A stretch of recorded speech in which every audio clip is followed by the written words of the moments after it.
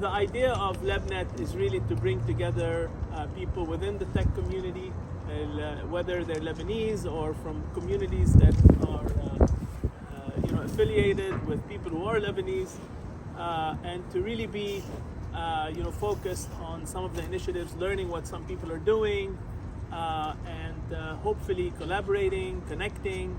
That's what LebNet is all about. So اليوم عملنا هالevent with a specific theme as opposed to the last event, which was just say hello and meet people. And the theme of today is artificial intelligence, which I think is the theme of the day, or the theme of the year, or maybe it might be the theme of the decade, really. And I'm very delighted to have a friend, a colleague, and somebody that I have a lot of respect for here as our guest, Bassel Haidar. Some of you may know Bassel. I've known Bassel since we were kids. Won't say how long, but we were at school together as kids, and it's really great to see Bassel, in the same industry that I'm in and having done so well, etc. But for those of you who don't know Bassel, I just wanted to. I ran this, by the way, just FYI. We were talking about ChatGPT. I said ChatGPT. Could you summarize Bassel Haider for me? I'm really sorry, I don't know him. هذا لأنه it's trained on the old data. Honestly, but if you'll enter his LinkedIn. So what I did is I copied LinkedIn, put it in, and so here it is. This is an AI generated thing that I approve of, by the way. So Bassel Haidar is an accomplished AI and artificial intelligence machine learning professional, currently working as the practice lead at Guidehouse. With a strong background in AI and machine language and cloud architectures, he has successfully implemented data analytics and cloud solutions for various clients. Notably, he played a key role in supporting the launch of some COVID initiatives by developing end-to-end data analytics and cloud architecture. So thank you for that. Prior to his current role, Bassel held positions as president CTO at Metabolic Code, where he led implementation of predictive health assessment platforms, as well as the founder and solutions architect at Lifestyle Educators. Bassel developed data-driven analytics as well to analyze chronic stress and its impact on metabolism and performance. Bassel's experience also extends as having served as Chief Operating Officer at 3HT, where he played a pivotal role in the company's transformation into a leading technology service provider for the federal government. With a master's degree in computer science from GW, a bachelor's degree in computer science from AU in Paris, and a data science and machine learning fellowship from Flatiron School, which I had to check on that, but I didn't invent it.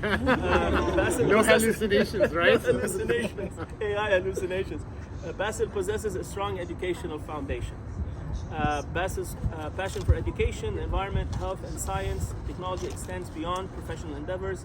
He is dedicated to driving technological advancements and delivering innovative solutions in the field of AI and ML. Was it an accurate description, would you say? You've استحيت على الماكسيموم, but thank you. Okay, cool. So we passed this first AI test. The idea of what we would do today is it would be kind of like a fireside chat without the fire. We would have a conversation. I'll pose some questions and then open it up. I'd love to hear from all of you. You don't have to be techies. You could be from any walk of life. Ask questions, and hopefully Bassel will be able to answer it, or maybe some others here might have some opinions as well, because I'm sure some of the techies here have some great ideas as well. So welcome, Bassel. Ahla wa sahla fik. Merci, it's really great to be here with everybody. I've never had such a great looking crowd before in my life. So. Yeah. So let's start with this. I wanted to kind of, not everybody here is very familiar with AI. So what I wanted to try and do is first get you to give a simple definition of what you think AI really means. And after that, I'll ask you a little bit about the evolution of AI, where it comes from, and maybe we'll eventually get to where it's going to. But what's a small definition of AI? Small definition of AI. I would say it is really based on math. It is based on probability and based on statistics. So when we talk about artificial intelligence, there is really truly no intelligence per se. There is some pattern recognition, statistical analysis, and prediction. يعني مثل أنا بطلع هلا, I don't know anything about the weather. I think it's gonna rain 30%. Whether it's true or not, who knows? I have an immediate question for you. بعد ما بلشنا No, seriously. Go ahead. Why is it that today we now call it AI? Because these pattern recognitions and statistical packages and so forth existed for 20, Yes. 30 years. Hedge funds have been using them. Because before they were deterministic. Yani you would put in a formula, you would code in the formula in order to get the information. Today, you let the machine learn from the data to create the algorithm. Before you had to create the algorithm in order to get the answer. Hala, it's the other way around. Your data determines what the algorithm is going to be doing and what the predictions are. So that's really the main difference. So Karim raises an interesting point, which is the evolution of AI, right? With, you know, where would you say AI started? You know, you mentioned some initial maybe dabbling around with AI, and where is it today? Like, give us a brief kind of evolution of AI. So mathematically speaking, it started in the 1700s, I would say. It's nothing new. Yani anybody who's done any regression analysis, yani from a formula y equals mx plus b, and if you're looking at trends, that's started in 1700 or something like that, mathematically.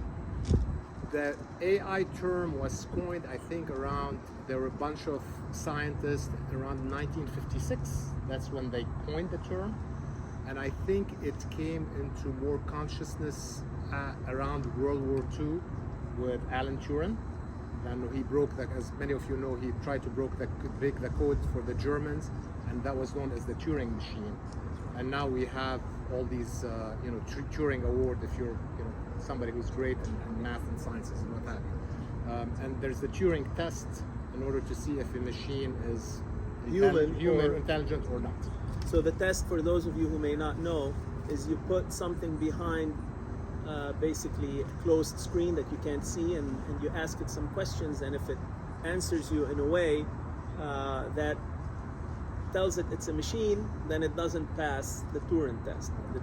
But if it answers like a human being, and you can't really tell, then it would have passed that artificial, or if you will, the Turing test, right? Okay, cool. So where are we today with AI? I mean, we hear so much about it, and some of it is like in things that we're doing daily. You see cars that people are saying, they're running AI. And then you hear it with things that are like, okay, the federal government has a bunch of AI. We were just talking before, about facial recognition and stuff. Like, where is it today? So before we get to today, I just want to go a little bit. Sure. I think now AI came to the forefront with ChatGPT and everything. Everybody just got focused on that. But way before that, you had a spam filter in your email. That's AI based.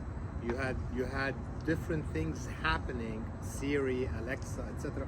When you go to Amazon, it recommends a different book or a different product. That's all AI. But where we are today, we've had multiple things come together. So in machine learning, you've got something called supervised machine learning, you've got unsupervised, and you've got reinforcement learning. These are the three big branches, if you will.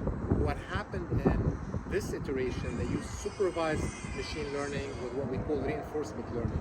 Basically, it learned from patterns, and then you have human feedback, which you're saying the content it's producing, whether it's good or it's bad. And this is really the most effective type of AI, because now it's learning much quicker based on the information that we're providing to it.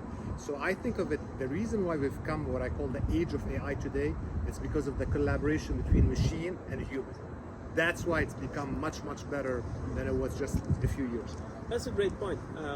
Some people say that AI is like an infant that essentially needed, like the language models, for example, the large language models. It's like an infant learning a language, And so essentially what they did is they created models that will kind of feed it information, and it makes a mistake and you correct it. The human corrects it or makes it right, correct it. And after hundreds of millions of iterations, then, you know, essentially it would have learned almost like a human being. That's what you're saying. Correct.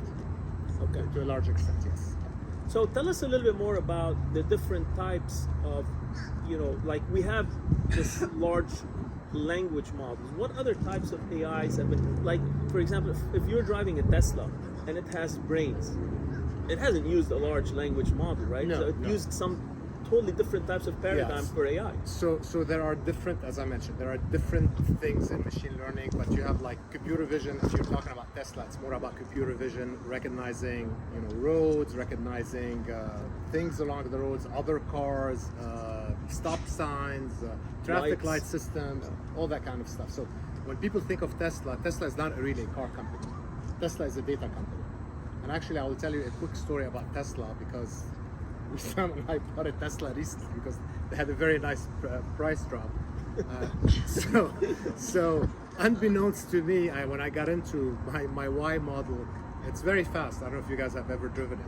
So I was kind of driving it the Lebanese way, and then after a week with the Tesla insurance, I get a report card in terms of my driving safety, and it said 54%. It reminded me of my high school grades, and based on that, you know, aggressive turning, too much hitting the brakes, passing I don't know what lights, etc.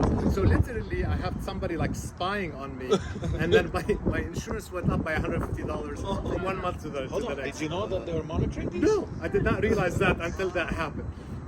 So guess what? My driving got much better the next month, and now my insurance went back down. But that's, I mean, So Tesla is a data company because it's collecting constantly. correct. I mean, but that's for insurance purposes. It's also collecting things to improve its own driving. And safety, And and safety. recognition, and all sorts of things. Right. Correct. Would you feel, this is more like It's very invasive, though, I'll have to tell you. yeah, but would you feel Insurance companies also have that. Yeah. Like every insurance company that you're using now has the AI, like it senses how you're driving. So like what you said with your car, they already know that because if you have like Geico or the other ones, They give already you a have that dongle. data. They give you No, a no, dongle. it's without it, with your phone. Oh, with your It phone? does it, Okay. your with the app? Yeah, that's true. What's the Yeah, point of like having yeah. a super fast car? It wasn't about super fast. I was just testing it. You know what I'm saying? Yeah. So it takes the But it's- braking, when you're using your phone, so it reads all of that. And I thought only my wife was monitoring me. So the learning from its own Right. is part of that AI that you're mentioning. And Correct. so really it's kind of reinforcing itself, improving itself. Would you trust it to drive completely on its own? Did you buy that option? No, not yet. Not yet. No. Why? It will get Because there. you're a techie. Yeah, it will get there because you can spoof it. So for instance, you can create a fake stop sign with a pancart. You stand in the road, it has stop. Your car will hit the brakes because it doesn't know, right? So there are ways to trick the system, and there are nefarious actors out there that Yeah. could do all sorts of things. So from that sense, I worry about it, and I'm not ready to let it drive. Although that's a very small percentage, but I don't want to take that chance.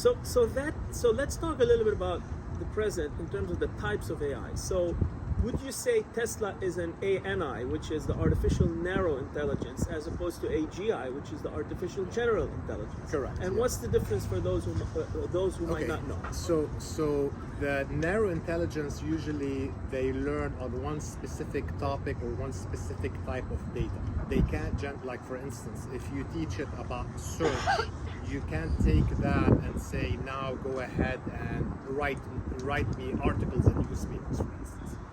The more general ones, AGI, you teach them on one set of data, on one set, maybe it could be a game, or it could be an event, or it could be something, and then you take that and we learn something completely that's not trained on, like translation, or like monitoring something, even though it's never been trained on it, never seen that data. But that's the difference between the narrow and So general. would you say the world today is focused on ANI but still far away from AGI? Or would you say that there are certain things that are already getting close to AGI? I think if you asked me this question about 6 months ago, I would have told you we are very, very far from AGI. Today, I think we're a lot closer than people think. And the reason behind And it... that's a 6-month differential. That's 6 months. That's 6 months. Yeah, only 6 months ago. And the reason why, we're seeing these, let's just go back a little bit in time. The reason why we're seeing these advances is because of an architecture, and I was talking to some of you earlier today, called the transformer architecture. The transformer architecture was built by Google, who's in this building, ironically, and it was open source. And this transformer architecture has basically two sides to it, an encoder side and a decoder side. The encoder side allows you to encode meaning, understand meaning, and the decoder side, which is called autoregressive, allows you to generate things like text or code and things like that. This architecture changed everything. Before, in the past, if I wanted to do computer vision, I would have used an architecture called CNN, not the shitty newscast. We're talking about convolutional neural networks. If you wanted to do something in terms of language, you would use something like LSTM, long short-term memory. Today, whether you want to do computer vision, whether you want to do language, everybody uses transformers. That's the architecture that dominates everything today. Now, that same architecture transformer we talked about, we gave it human feedback, right, to even make it better and better. This architecture only came out in 2017. So it's only been out, for six years. It hasn't been that long. We started using it, and then it took about 2-3 years. In 2020, we start seeing some application of the transformers. Now everything is transformers. So I don't know what type of new architecture may come out tomorrow that changes everything. Another thing that I was also mentioning to everybody, that we're just thinking of AI as something that doesn't understand, but they're creating algorithms now which are called REACT, which is reason and action. Before, we would give AI a bunch of tools. You have access to a calculator. So if you have any problem with math, use the calculator, because large language models are not very good at math. Or go do an internet search if you don't have the information. So we would have to specify which tools are available, and then it decides. Now, just actually 2 weeks ago, and you commented on one of my posts on LinkedIn, they published a way where now the AI, if it doesn't have access to the tool, it will develop the tool. Those have not come to market yet because the research it was just published 2 weeks ago. So that we're gonna start seeing probably in 6 months, 3 months, 9 months. So the acceleration, in my estimation, the hockey stick, we are literally at the bottom of the hockey stick, and how fast are we going? So you and I, when we were talking the other day, we kind of talked about the research and the speed of research. And you mentioned some interesting statistics. Share this with the guys here, like how much research is actually going into this, and how much, the output of the research in this past compared to other periods. So Archive, which is ARXIV, has all the research on AI and other stuff, but really mainly focused, I would say, on AI and technology. So if you look every year for the past, I'd say 7 years, every year the research is almost doubling. Since ChatGPT came out till now, the past 7 months, there's more research in the past 7 years, in 7 months, even though we've been almost doubling. So it's literally gone exponential, and all this research is going to be applied. And I just gave you a couple of examples about the reasoning and the action and building their own tools. So we're not even seeing what the output of this research is, which is quite amazing. So Bassel, why would you say that ChatGPT caught on so much? I mean, there's a lot of AI tools out there, etc., and not everybody can buy a car to try out AI. But of course, so put that thing aside. Why did ChatGPT take off so much so quickly? It became the fastest used tool in the history of mankind. I think to reach 100 million users in, was it 2 months or 1 month? I don't remember. Like that, But why did ChatGPT specifically as an AI tool explode so quickly? Its ability to do many things.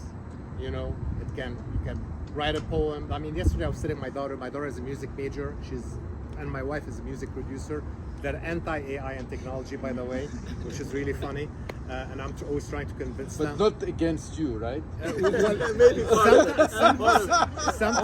Sometimes when I'm defending AI, it feels like pro and with Trump. It feels a little bit very tense in the household to that level.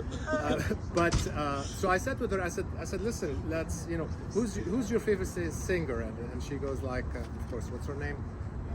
Beyonce? Like no, Taylor Swift. Taylor Swift. Thank you, Taylor Swift. I'm like, okay, let's write. You're the best music producer. Blah blah blah. Let's write a song, Taylor Swift about makeup and breakup, etc. Did a whole song. I'm like, okay. She plays piano. I said, why don't you ask it something? She goes like, give me something in the Beethoven, blah blah blah, and it did all of that. And obviously, I've never used it for anything like that. I use it for all other things. I think the variety of things that you can do it, and the back and forth that you can exchange with it, and the ease of use, and then also I think the other aspect of it. I mean, I'm in that field, and a lot of you are, some of you are not. For me, even though I understand the underpinning of math, it feels like magic. I mean, even till today, I sit in front of it, and I understand, to a certain extent how it's doing things. Because nobody really understands how it's doing things I wanted fully. to ask you because, this, which is maybe you might want to explain to them how it actually. I know you mentioned the statistical models, but what's the brain behind it actually doing? Can you explain it in simple layman terms? Yeah, so there is no brain behind it. So remember when I mentioned the encoder and decoder? So ChatGPT does only the decoding, and that's called the autoregressive. And in that sense, all what it's doing, it's outputting the next token. So think about what I'm calling autocomplete on the text. It's a mega autocomplete. That's exactly what it's doing. Nothing more, nothing less. The thing is about it is it's trained on so much information from the internet and books, and we're talking a lot of, millions and millions of dollars just from compute power, that it really can guess almost anything. Whether it's coding, whether it's text, whether it's even sound and all that kind of stuff. So it's kind of like a big autocomplete. Yeah. What's fascinating about it is that also when it gets things wrong. Yes, it can get things It very can wrong. get things very wrong. So for your daughter, for example, how would you advise her to use such a tool? Because you've heard the case. I don't know if you guys read about the case of the lawyers, and I think my wife sent me that Just case. yesterday, right? Came out yesterday. Last week. No, I think. the Avianca case, the airline that somebody got sued, and in New York, and the lawyers basically apparently it came out that they had used ChatGPT, and ChatGPT had invented The previous case. the entire precedents were non-existent, and the prosecutors were like looking everywhere. What is this previous They case? came up with the names of cases, the dates of cases, the my whole God. thing. Yeah, read it. It was on the New York Times.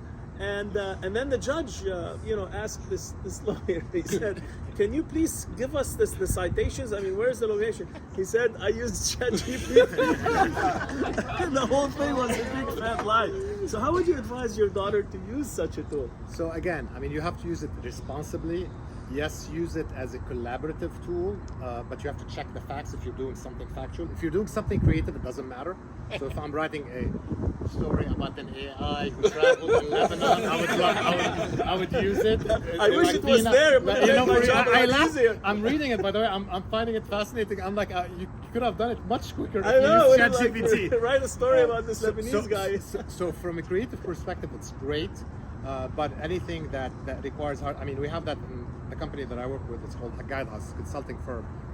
They have it blocked. We're not allowed to use it there. Oh, really? Yeah, and there is a reason behind it.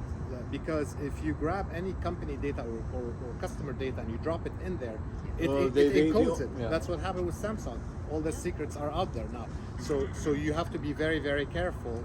And then plus also, if let's say you're doing proposals and you're responding to something and then you use it, you don't know if it copied somebody and you're infringing on IP on somebody else, and you're gonna have problems that way as well. If you're using the paid version, I don't think it's the case. No, even if it's the paid version. Really? Oh yeah. Because I know big multinationals are actually integrating it with AI, using it for data mining. So Microsoft has its own sandbox, and we're actually working with Microsoft from our company as well. You have a model which is OpenAI, like the ChatGPT, but in your own sandbox. So whatever you give it, it doesn't go to the one that we all use today. There's also sometimes you ask it questions and it tells you, sorry, like if you ask it something about 2022, Yes. something that happened, right? Or what's been happening here. It's going to tell you, sorry, my data is limited to September of Correct. 2021, right? Is BART more current? BART? It's Yeah. just a different model. Yeah. But it uses current data, right? Not September 2021. It goes on the internet. But so does ChatGPT. You can use Bing support in it. There are plugins that you can basically jailbreak it to get current data. Well, the ChatGPT 4 has a beta version that allows it to go to the web. That's what I'm saying. I They tried have, it. they have plugins, Well, it's, and that's big. What but happened it's when you quite tried it? slow compared to a BART that gives it you. Like I tried both Yes. many times, and I thought BART was actually better. Really? Yeah. I've had mixed results with BART actually. Yeah. That's interesting. I want to open it up to questions from folks here. I still want to ask you about where you think the future is headed, but I don't want to monopolize this. So, any questions from anybody in the crowd? Tfaddali. So you tell us all the benefit, about all the benefit. Now my kids already grow up and you don't have this, but I heard a lot in school, middle school and high school, how all the children, our children, the new generation are using it. Do you think this is good or bad?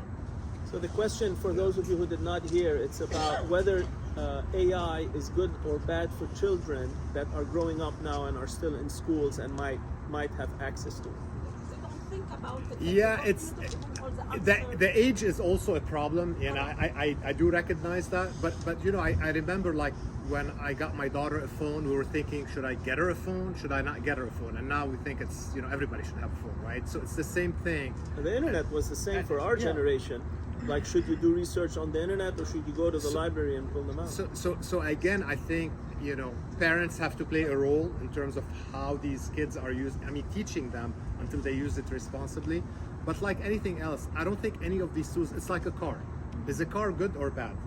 Well, if I take my car and I run people over on purpose, the car becomes bad. And if I don't, that's good. So really, I don't think the tool is good or bad. It depends what you do with it. And it has to do with how you teach your kids and how you use it personally in order to model a good behavior in front of your kids. So like I mentioned my daughter, I tell her, like, you know, a lot of times when I write stuff, I don't copy it, but I said, hey, talk to me as if you are a philosopher. Talk to me as if you're a psychologist. Look at this information that I have and use a counter argument. It just opens up my mind to different things I would have not considered have I not been using this tool. Thank you. The reason why I'm asking you, because in Fairfax County, a high school student did his ACT for college, and the teacher tell him, you use it. So the parent get upset, they are suing the school, because the teacher knows the student is not capable to write this kind. So this is why I'm asking. Interesting. Here it happened in Fairfax County. Yeah. Interesting. Sounds like high school. I'll research what happens with the case. I'm fascinated with that. Bassel, I have a comment, not a question. Go ahead. You said parents should supervise children. I think the problem is that children know more than us. That's a really good point. That's a really good point. Not everybody is like Bassel, right? You know, I keep asking my son and him, because I'm not a techie or whatever, but how is it going to affect art? You know, it's Art. Like I can never That's think. my how is wife it and my going- daughter. That's Yeah, the problem they have. That's I refuse. How is it going to I, create a painting? I think you the know? biggest problem for us from a humanity perspective that concerns me more so about, like, you know, is it gonna, you know, create robots that kill us and all of that kind of stuff. It's we're gonna be unable to decipher fact from fiction.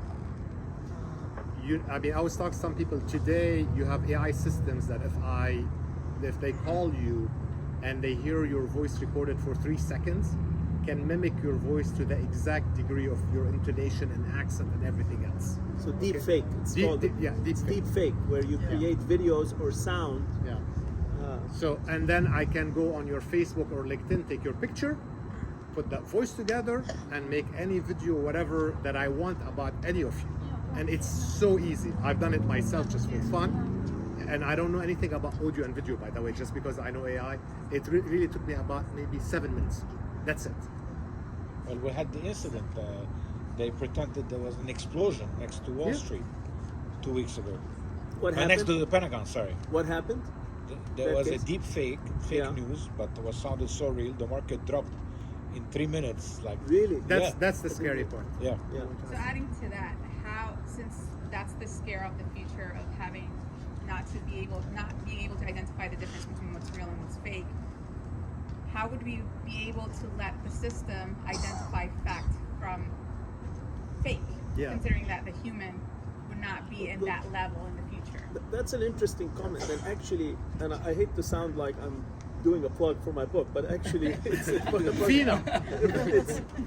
there is that gray area, and that I dabbled with in my book, which is, first of all, what is fact and what is fiction, and who determines it, and if you're kind of living in a world that crosses over between one and the other, what determines one versus the other? And that is a very, very, very interesting point. And I think it's a deep point that I don't know if we have the answer to that. But if I can ask Bassel about this, isn't it a matter of statistics in the end? The more you feed it accurate information, the more it's going to rely on it, But on it's that. still the human part that's feeding it also. You have to keep that in mind. Yes, it's getting data from internet and all that, but also it's like us putting data in. Well, here's an interesting case, Bassel. Really good point. by the Yeah, way, because Shireen. do you know why they disconnected AI from the internet in real time? When? A few years ago, when they were doing some of the tests, and maybe you want to expand on this, Bassel, is they did, some of the programmers and some of the guys were essentially, one of the tests that happened is they had it connected, but then they were able to influence it. So they started with Hitler is a bad guy, and then a bunch of influencers on purpose started saying, but hey, Hitler improved the German economy. Hitler brought back employment. And they're factual. And they are factual. They're all factual. They're all true, right? By the end of it, they had changed the AI to Hitler is a good leader. And so even if it's factual, sometimes it could be influenced based on certain inputs that. Just to the same point that he's making. When COVID started, if you all remember, everybody in the US lost their mind and they started buying toilet paper, right? That's like, people went crazy for that. So if you went on Amazon, and even if you had not ordered toilet paper, right, you would go in during that day because a spike, because new data is coming in for the recommender system, toilet paper. What goes with the toilet paper? Everything that has to do with bathroom. So you would log in, you want to order a book, and all of a sudden it says, hey, do you want soap? Do you want towel? Do you want that? They literally had to stop all the, because it's not one AI Amazon has, all of the AIs, and retrain them in order for the prediction does not skew that way in the recommender system. So and going to the point from fact to fiction, at the end of the day, what's fact? Is it what you touch, what you smell, what you see?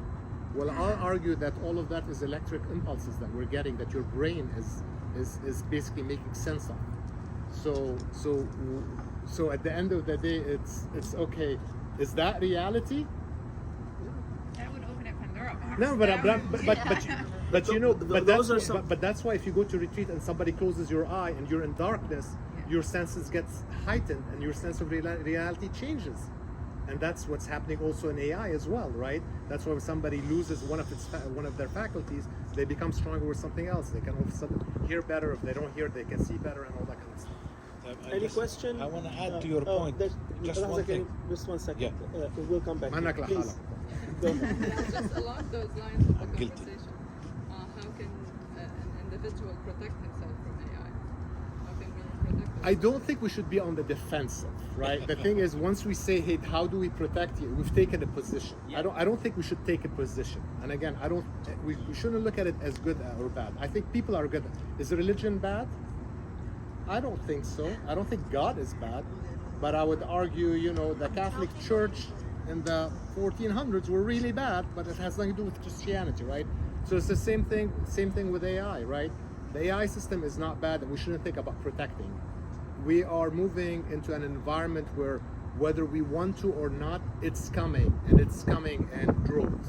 And it's not one AI. We're gonna have many AIs that are gonna look like one.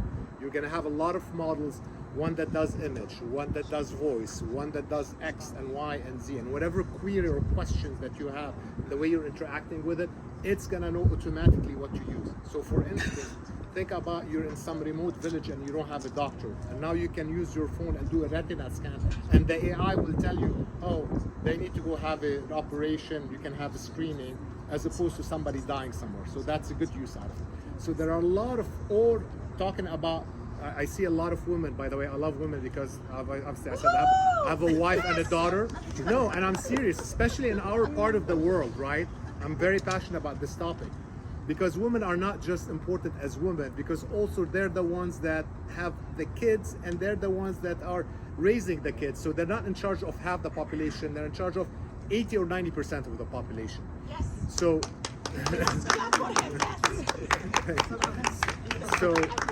so think about all the women in our part of the world that maybe don't have access to education. Now you have a tutor that can teach you anything. You want to learn art, you want to learn math, you want to learn a hobby, you want to become a doctor, whatever it is that you want, you can learn.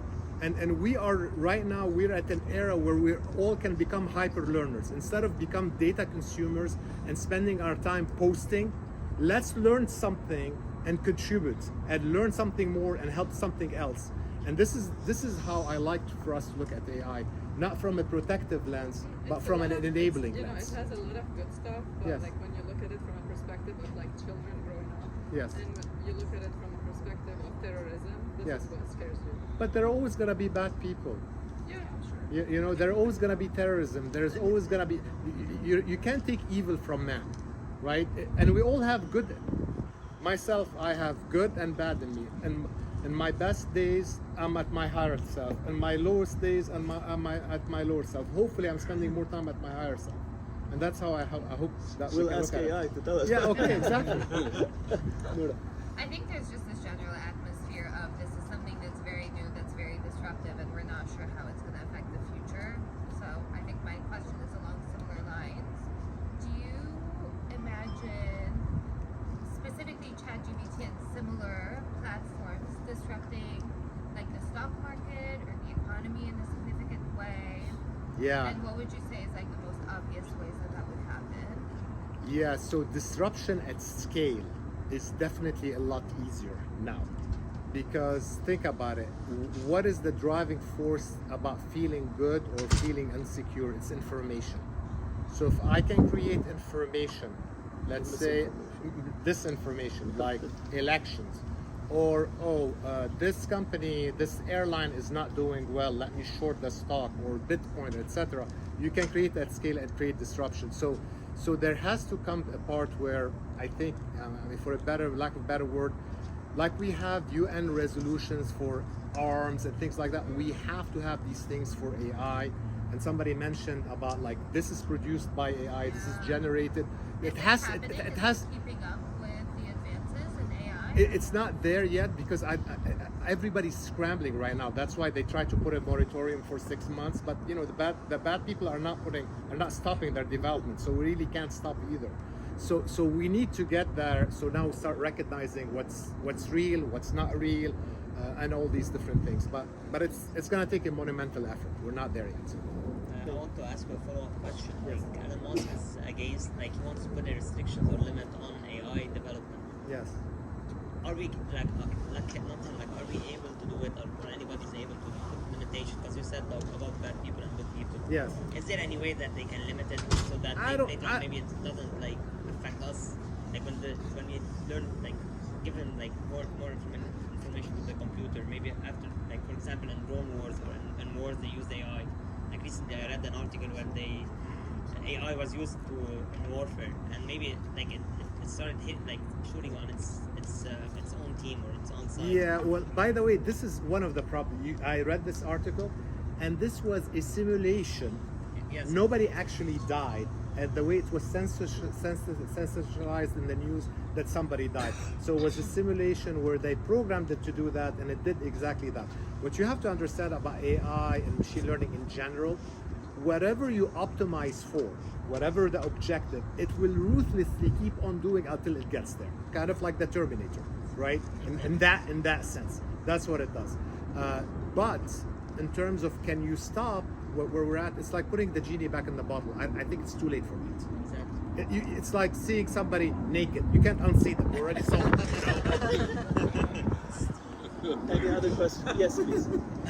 That's a good example. You know? I'm not in IT. I don't know much about AI except what we see in the movies where they're all going to kill them someday, whatever. But I actually work in a transportation engineering firm. Okay. So we deal with horizontal and vertical infrastructure. Yep. And I know that there has been a great push towards intelligent transportation systems, like on the highways, and now we're talking about smart cities and things like that. Where do you see AI playing a role in that? Because that's already started. I mean, we have a very, our highways are different, or have already become more advanced than they were just even 5 years ago. Where do you see AI in the future of transportation? Oh, it's gonna be huge. It's gonna be huge in every field in my eyes, not just transportation. But you're right. Intelligent cities. They've been talking for a long time.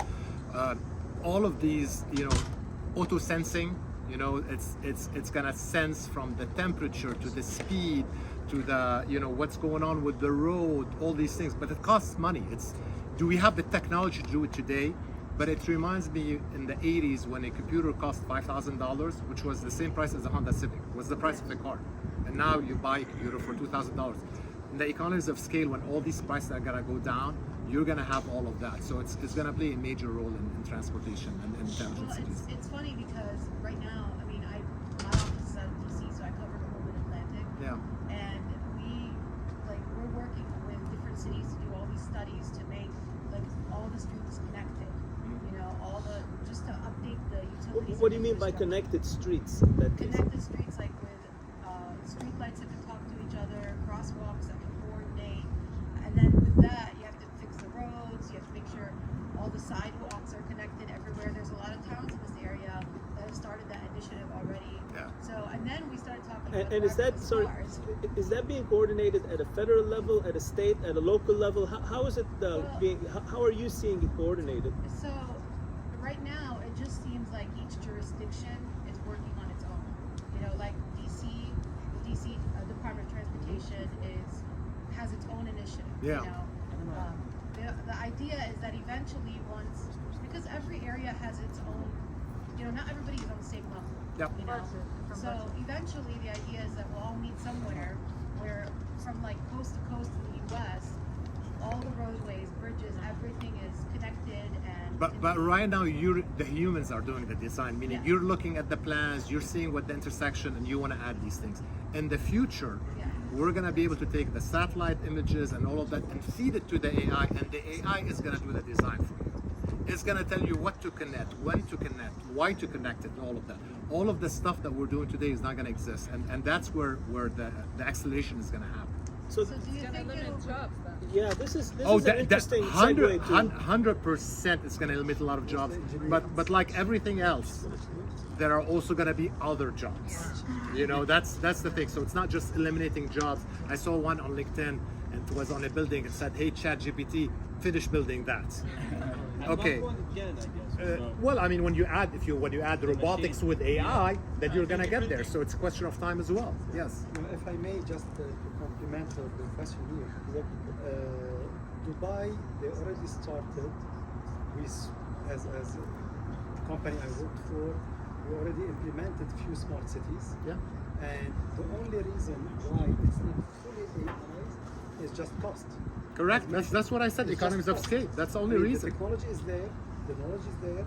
We implemented partially, but fully is not possible yet. Cost meaning they couldn't deploy it in the streets and lights and all that. And Dubai is much smaller. It's free zones, so they can take their own decisions. The investment is so huge, so they will say let's start with phase 1, and then there's phase 2, phase 3. But they couldn't do it yet as on a full scale, even on a free zone basis. I don't want to talk, but this is important. Why is it so expensive? Muscular City has been there for a Because while. it's infrastructure. See, you have to build lights, street lights, but you're adding intelligence to every single light. Everything you want. If you want to automate your house, how much is it going to cost you? Every single thing in one house.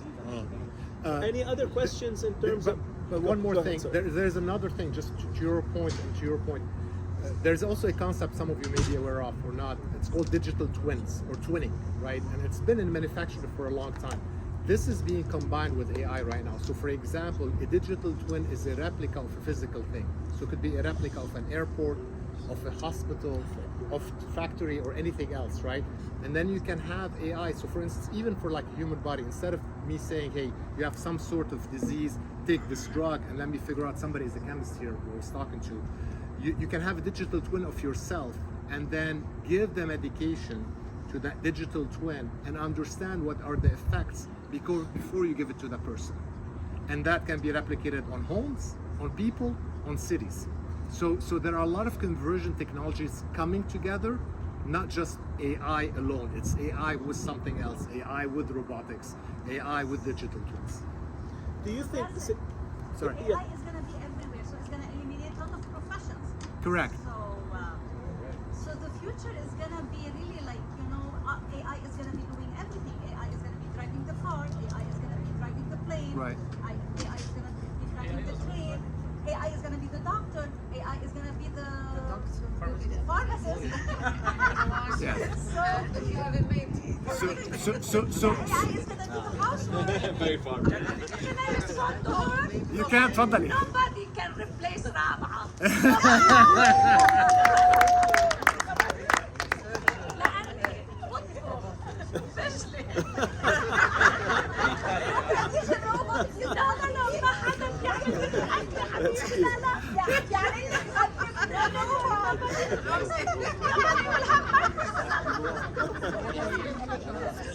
I'm sorry.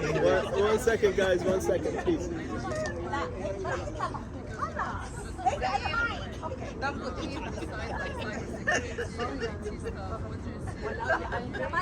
So the question is, if it's going to eliminate some jobs, what kind of new jobs is it going to create? Okay, so I don't think, when the printers first came out in the world, everybody thought that, when computers came out in the world, everybody thought that we're not going to use paper, right? And then we ended up getting printers, and now we use more paper than before.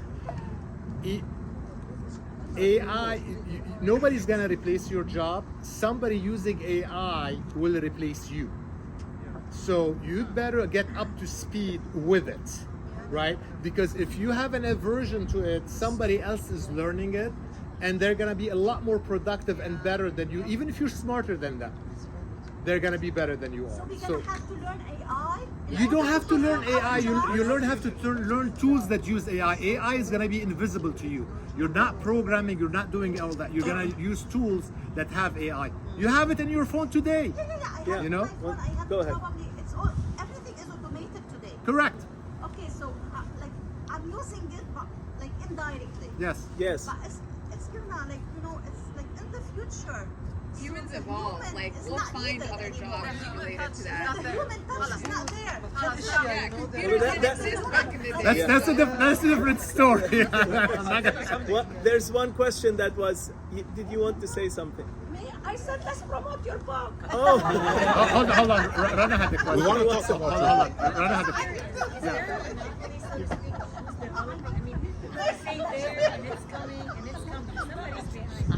So that's a great question. The question is, great question. Guys, the question that came is, we're talking about so much AI development. Who's actually developing it? Who's creating it? Who's behind it? Thank you. So obviously everybody knows about OpenAI, but there are many companies that have, like Cohere is another company, obviously Google, Hugging Face, they have 1 million of them. But now the open source community is coming in force, and even actually Google and Microsoft believe that they don't have any moat against these companies, meaning that open source, that means people like me, you, and everybody else can grab these open source and basically train them on whatever we want, on the use case that we want. So really it's going to be democratized, not just the big companies. So I'm not worried. Yeah. That brings me to the question is, if I don't know nothing, like I'm not technical at all, what is the first step I can do? Certification, degree, class that I can get into this and get into this fast? So which side? Do you want to create models? Do you want to use models? What are you trying to do? I'm trying to make money. Spoken like a true Lebanese. I love it. So AI is not gonna make you money. It's the idea that you have a niche, right? Like there's somebody who made millions of dollars selling plastic cups.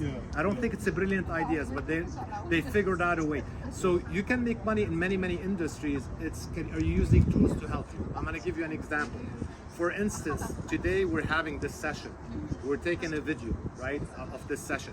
Well, I can have AI go through this video, from the speaker, the voice, know who are the speakers, create a LinkedIn post and post it on LinkedIn. Just an example, instead of using a whole marketing. So whatever field that you're in, figured out all the different steps that you are taking today, and how can you use AI to automate these steps. That's how it's going to help you make money, either by saving money or exposing you to more things. No, that's good. I have another question. Is so you were saying that? Sorry, a second way marry somebody in English. I mean that's easier. Anyone here? Okay.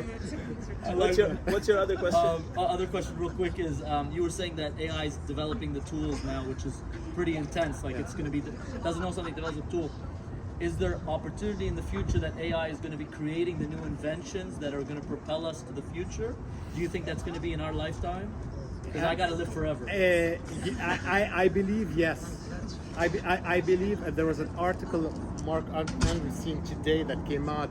He believes, and he's the guy who said software is eating the world, and then they said AI is eating software, and now he believes if we don't jump on AI and fully embrace it, he believes AI is going to be the solution for humanity if we use it in the right way. It's good. So that's on end that reason. point. I don't agree on this because we still need to feed in information. So at this point now, if we all stop feeding in information, AI's information are limited and he's going to recycle them and then it's going to go down, right? So you're feeding it information, but guess what it can do right now? It's recycled. It can create information, synthetic data. But they're not real. It doesn't matter. So the thing is when we train AI models, right? Remember there are PII and PHI information, private information. So a lot of, for instance, government agencies, if we're talking about medical, I can't see your name and what medical conditions that you have, but what I can do is take de-identified information of people, and then now I have information of, let's say, millions of people de-identified, and then I can use AI to create statistical patterns that are similar but fake data. So that's how we train our AI model, for instance, for all sorts of industries that don't allow you to use their data. You simulate their statistical patterns and you train the machine, and I'm training it on fake data, but it gives right predictions because it's statistically the same. Data. Yeah. Exactly. Yeah. Also, it's picking data from everywhere. Not only like, how are you gonna make yourself stop giving it data when it's collecting it from everywhere, like the internet, like every app you have on your every app you have on your phone. It's true. Also, by the way, on the point of like if AI will reduce jobs and co, maybe some jobs are not even meant to be there. Like again, with all respect to all jobs, but some inventions are made to actually make us maybe evolve. Aslan, look at civilization, right? Before you had the fridge, if you were hungry, you have to go kill an animal and come get it. Do you still want to do that? I don't want to do that, right? So the thing is, we're evolving, and even like in humanity, if you look, 400 years ago, like I remember my dad said, when I went to Paris, my dad passed away, he would have been in his 90s now, he took a boat from Beirut to Paris. I can't even imagine that. And my grandmother gave him eggs in his bag or something, That wasn't too long ago. Who has question? Oh, one question. Sorry, now you've opened the floodgates. Oh. So in terms of AI, so part of like what our firm does, we also do environmental engineering. So no matter how much technology we use in the office, once we get out there on the field, you still need people literally scanning, measuring, looking at everything we construct. Like one time we were supposed to demolish a bridge, and then we found out that no, there's a special fish that's mating for the next 3 months, and you can't demolish the bridge until 3 months later. So it had to, so how does AI? How do you guys know there's a fish? Well, because that's what environmental engineering. Yeah, the same with trees. All these Yeah, but basically what you're doing, you're observing to make decisions, correct? So you feed AI information in order to make it smarter, more predictive. So how I guess in some ways you still need humans. Like Definitely. in terms of Yes. nature. Yes, AI 100%. can't see. Oh, I you know, mean, even water the, or do you know how they train do you know how OpenAI trained ChatGPT? Essentially, they hired an army of people in Kenya at $2 a day. $2 a day. And what they were training them is they were training them on right and wrong. They'll show them, for example, I'll give a silly example, like this is a cat, right? And this is a dog. In the beginning, it would make a lot of mistakes because it was random. But you had a human saying, no, that's a wrong answer, that's a right answer, that's a wrong answer, that's a right answer. Ultimately, the neural networks allowed it to always go statistically to the right answer. And so the same thing with nature, but you have to train it on these things. You can't, it's not going to invent it for you. So let me talk about training, because I know that people, okay. Remember the game when we were young, what all, if you get, you have your eyes closed, you're trying to find your friend, hot, cold, when somebody's sakhan, barid, etc. The AI is exactly like that. So if I am trying to find Wissam and I go this way, and then he says, okay, it's cold, I'm not close, then okay, then I change direction. So it's the same thing. AI basically does error analysis, and based on the error, decides that am I going in the right direction or am I going the opposite direction? Changes direction and makes small adjustments. So the neural network, when it gets, it's only math, right? It's getting these weights, it back propagates in the network with just small changes and keeps on doing it and doing it and doing it until it gets to the right answer. That's why it's always going to converge to the right answer. It's that simple. Well, it's not simple mathematically, but it's that simple in terms of, big idea, I would say. Any other questions? We need to promote the book. Yes. Okay. No, I want to add. Go ahead, Katie. Just one comment. Yes. What you said earlier about the Hitler thing, right? Yeah. So now, given everything we discussed, see, they countered how bad he was with the good things that he's done, right? Correct. But in the end, but en masse. En masse, fine. But what I'm trying to understand, what I'm trying to say is that en masse, you're gonna have also all sides come in, and eventually, the truth hopefully comes out, because it's a statistical game in the end. But whose truth? The truth is, if Germany had won the war, you would have a different history.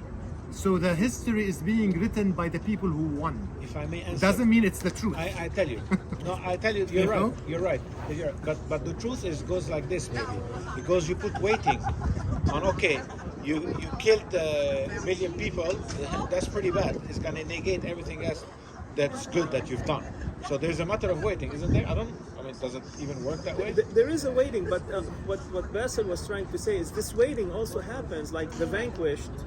The truth is essentially, so if you win, your ideas will survive, and the ideas of the failed or the dead are gone. And so essentially that kind of translates to what you're saying, which is more and more statistical will go towards those who won because they're still there and more people are thinking and this is when we talk about bias. So when we think of marriage, for instance, if you type in Google search wedding, okay, what are you gonna see, you think, in terms of images? Everything great. No. Besides, I'm not talking about the marriage. You're gonna see the Western wedding, a woman wearing a white, etc. Well, in Africa, that's not what they wear. In China, that's not what they wear. So that's the bias we were talking, and you can influence that basically by the data that you are feeding it. Yeah. But it does raise an interesting question, which is the AIs that are being generated in different societies. What if the Chinese AI sees things very differently than what the American overseas, AI? if I may, like Musk thinks ChatGPT is woke, so he's creating his own ChatGPT that's going to be maybe less woke. I mean, I don't know. I mean, in the US, these are all questions that don't have answers. These are correct right now. statements. Yeah, I don't disagree. Conflicting AIs, like conflicting ideologies, work? Would they always stay separate, or would they be a way to mesh them together to get more information? Nobody really knows right now. It's a good question. I don't know the answer. Nobody knows. The internet came about. I mean, the internet was an American invention. and everybody signed up to the standards and connected, and there were huge benefits to the entire world, right? It also depends on the data where it's pulling, which internet. But will AI be the same? We don't know yet. But also, is the internet real, or is it your representative? Am I really putting in there when I'm in a shitty mood and I hate myself, or am I posting when I'm feeling Or great? you live in a country where everything is you know what I mean? censored. So again. Any other question? No, I have a question. تفضلي. But you're ignoring. No, عفوا. Please go ahead. I've just a comment. How do you think the AI, the evolution will affect on our generations, the future ones? Like you said, for example, you cannot sometimes differentiate between fiction and reality, and it's affecting the children. Yes. This is why many psychological problems are evolving. Yes. Many children up till now, they don't know how to write. They only type, and you know that. Yes. And I saw last time on the internet something. It was very funny. It was a boy. He was reading a book, and he says, "If you see this, this is an endangered species." They don't read. They have very short attention spans. The knowledge is everything is accessible to them, and this is the bad side of it. Yes. Can I ask you? Yeah. Can I ask you a question? Yeah. So you gave an example, and that actually is part of, again the book, which is so. Let's talk about the book. Let me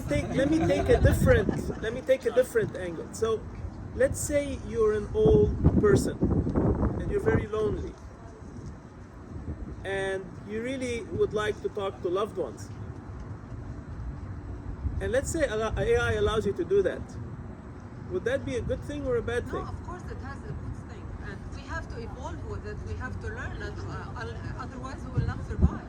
Right. But I mean, the bad So the side of fact it- versus fiction is my point was with respect to what's real and what's not real. In your mind, as a person that is trying to talk to somebody that doesn't anymore exist, but you can, in your mind, would that be real or would that not be real? Especially if that person, let's say, had a lot of their thinking already recorded and within AI. I mean, this is a deep question. I can go with it like hours with you, but I'm talking about children. Yeah. So there are many scenarios. So Rula, to your question, we're gonna have new mental issues and emotional issues and psychological issues that didn't exist before. The same with social media, where I know, for instance, like, hey, kids are not getting likes, they get depressed and things like that. And even adults, like, oh, I posted something nice, nobody likes it, right? It happens. Like, sometimes, I'll tell you, I've experienced it myself. I do a lot of writing, right? And a lot of technical writing. I have a friend of mine who posts what she ate. She gets 600 likes. I could write an article that I cured cancer, I'm not gonna get 30 likes. I'm serious. But you can say you cured cancer by eating tabbouleh. Exactly. and I'm an adult and I realize that. So imagine what's the effect on kids. So yes, as we grow with these technologies, there are new things, but hopefully you also have other tools to help them with. But I don't know what those are today. I mean, it's all like a vicious circle. Exactly. And the parents, they have no time for the kids, so the parents leave the kids with a tool just all day, just on AI and everything. Yes. And they cannot even differentiate reality from fiction. This is why we're seeing even the violence in schools that's arising and all the psychological issues. We cannot cope with it. I mean, we haven't discussed this yet, but I also think the augmented reality part, where we're like right now walking and we're wearing, let's say, glasses, and all of a sudden, okay, this watch I can click with my eye, I can buy it on Amazon. You're gonna start seeing augmented reality everywhere, which no, I don't. Without even wearing the goggles, it's gonna be embedded within us. I mean, there are things, there are implants that are happening in terms of increasing memory, increasing hearing, increasing all those are coming up. These are the new types of surgery, like Neuralink, where you embed chips and you start learning things on the fly. I mean, they just got FDA approval for human trials now. But now it's a transition period. Exactly. Yeah. And many casualties will evolve. Like everything else, yes. It is a transitional period, that's for sure. Talk to us about your book. Yes, please. What would you like to know? Tell us a little bit the backdrop of the story. Fina, is it coming from Arabic? We can? Yeah, in a way it is, and it's the name of the heroine herself. The name of? Of the heroine, of herself. Oh, okay. And her name is Fina. Okay. And what the book is about, it's about a guy that basically Lebanese guy, leaves, doesn't go back, doesn't want to ever go back for like 40, 50 years, whatever it is, decides to go back for a reason, which is FINA essentially. And so what does he see? And how? And so there's a lot of like fiction slash fact, humanity slash AI. It's a futuristic, it's a sci-fi, right? But not too far into the future. So I wrote this in 2019. Well, that's the longest time it took me to write a book. It's my fourth, but this is the first fiction. It was the hardest actually to write, this one, because you had to invent the entire world, right? But it was a lot of fun, and I decided to make the setting Lebanon. I could have made it anywhere really, but I decided to do that Lebanon. I'll just say I just started it, so I'm only a few chapters in, but all of us who immigrated can relate, because you have the dichotomy between, you know, here and there, and then there's the aspect of the AI in it, and it's deep, it's intelligent, it's very interesting. The proceeds are going straight to LebNet. So if you decide to get your copy, Zelle, Maya, and and the proceeds are all going to LebNet. So for sure, grab your copy. Thank you. I have the best model there. We need you to sign it. Oh, of course I will sign it. Of course. Thank you so much, everybody. Thank you, Wissam. Thank you so much. Thank you, Bassel. Thank you, Bassel.